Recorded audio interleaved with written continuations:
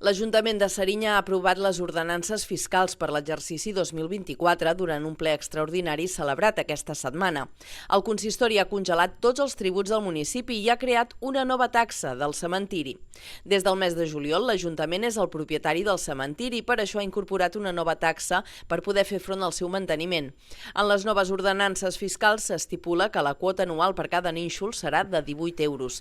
Aquesta nova taxa va lligada a la nova ordenança fiscal reguladora de les taxes per la prestació del servei de cementiri municipal confeccionada per l'equip d'assessorament de la Diputació de Girona, calculant el cost de manteniment de l'equipament.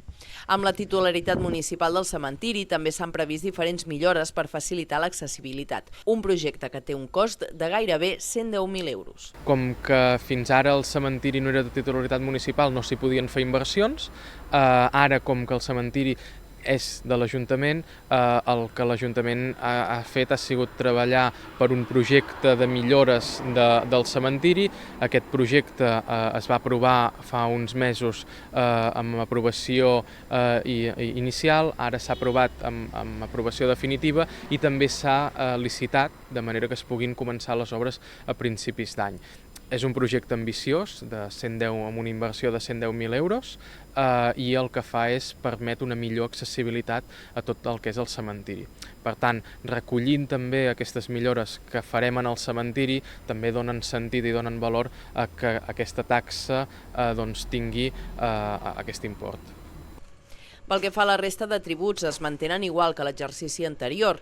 També la taxa d'escombraries, que tot i l'encariment del servei, no ha calgut pujar el preu degut a la millora en el reciclatge al municipi.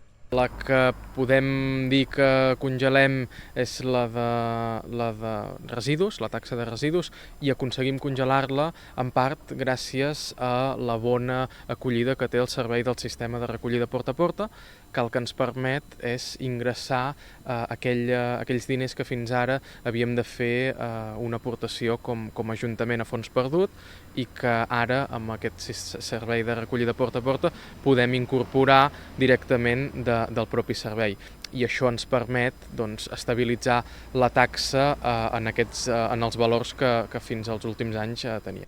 A banda de les ordenances fiscals, està previst que properament l'Ajuntament de Serinyà aprovi els preus públics de determinats serveis municipals.